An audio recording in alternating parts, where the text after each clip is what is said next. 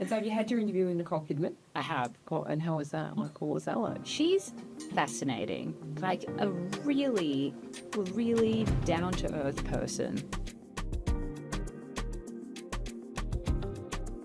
Bianca Farmarkis is a journalist with The Weekend Australian, and this weekend she's written about The Last Anniversary. Bianca, let's talk about Nicole Kidman. She's now a very powerful figure. My generation absolutely love her. She's our baby girl. She's our everything. We will claim her forever.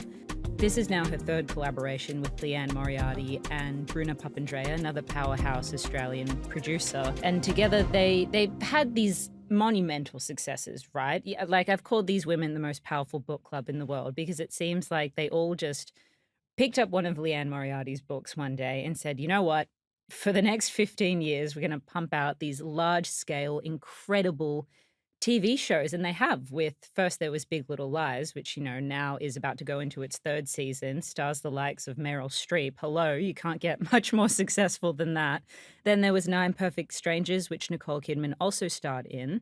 And now you have The Last Anniversary, which is a coup in its own right because there are two key differences with this one. Number one, it's the first show they've ever actually done in this partnership that's filmed on Australian soil, includes an all-star Australian cast, but also does not change the book from Australian characters. So the previous two have, you know, supplanted them in Californian settings.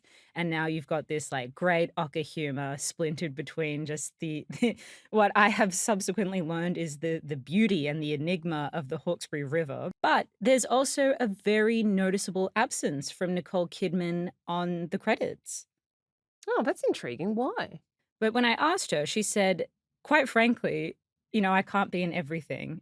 With Blossom Films, in its 15th year now, it has been her ambition since she started the production company to be able to open up roles and tell other women, this is a great character, go for it. And I think it's very inspiring because someone who has risen to the top now not only is, you know, producing these programs and bringing things home to Australia and creating an industry here, but she's actively saying, I don't want to be successful just because I'm in it. I want it to be successful in its own respect. So now, Leanne Moriarty, let's talk about her. She is probably Australia's most successful author.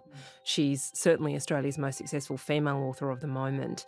She lives in the northern suburbs of Sydney with her husband and kids, but pumps out these books that are phenomenally successful around the world.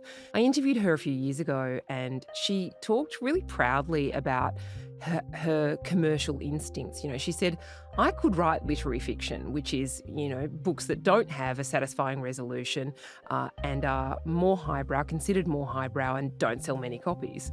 But she said, I want millions of people to read my books. I want to be a bestseller every time. And she has done it. I mean, she's just released her 10th book, right? 9 of them are considered bestsellers. I mean, the one that's currently out has been on shelves for, I think, you know, less than 6 months, so give it some time. When I hear this criticism of things being, you know, chick lit or too consumable or, you know, things women watch with each other and giggle at sleepovers, I have to think to myself, how many times have I sat through a god-awful Steven Seagal movie with my father,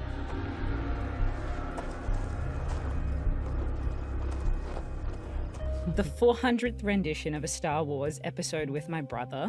You are beaten. It is useless to resist. Don't let yourself be destroyed as Obi-Wan did. And they have been fixated on it, even if it is the most basic or useless storyline on the planet. But then you're going to turn around and criticize a woman who can give the most nuanced character portrayals to like upwards of 30 characters sometimes. And she said herself, she writes too many personalities. Winding an edge of your seat mystery that does ultimately come to a conclusion, which I think is hard to do. Often tackling really big themes too. I mean, Big Little Lies was in part about domestic violence. Apples Never Fall was about a tennis-playing family, and it was about the invisibility of older women, about how matriarchs are sometimes taken for granted. All of those things could be long, boring, worthy films that win Oscars. They're unashamedly entertaining and commercial. I don't think that diminishes their worth. No, not at all. And it's funny you say that, because The Last Anniversary is, similar in the style, but a very different narrative. It deals with this very complex family mystery where basically two girls in the 1930s discover the newborn baby and the parents of the child, their neighbors, missing. So Jack and Alice Munro disappeared randomly, and then they have baby Munro. Fast forward to the present day, the family has subsequently capitalized on that mystery. It's now a major tourist attraction on the Hawkesbury, which I think is phenomenal. That, if you're going to have that kind of twisted story at the center of it, you should make it funny and have this, kind of the microcosm that develops out of that is, all the relatives are loosely linked to the kind of main story. But within that, they kind of explore their own struggles with fertility, I find, is very much the underlying theme. So there's the central figure who can't find the love of her life, is obsessed with finding the love of her life, and, can feel the biological clock ticking. Another one of the stories is a really, probably one of the most shocking depictions I've ever seen of postpartum depression, which makes for a compelling watch because there are moments when the show is so funny and so insane. Bruna Papandreou summed it up herself perfectly, that of every single show she's ever made, this is the first she feels like her 12-year-old daughter and her mother will love watching together. It's just an amazing intergenerational tale.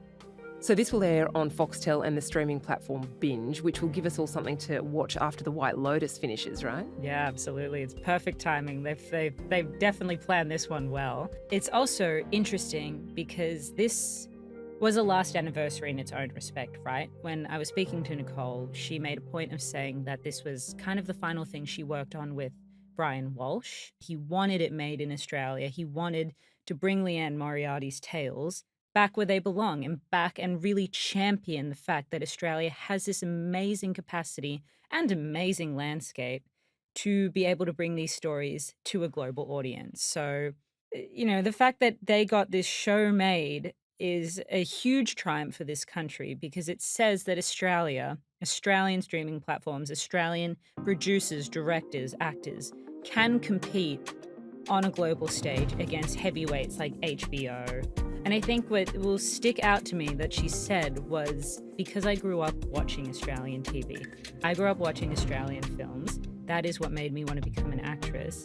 And it is important for people to see. If we lose that, she made it very clear. She said it's not even a question of if we lose that, that's bad for Australian culture. She said it's bad for the country if we don't have the wealth of stories coming from our shores. Bianca, thank you very much. Thank you.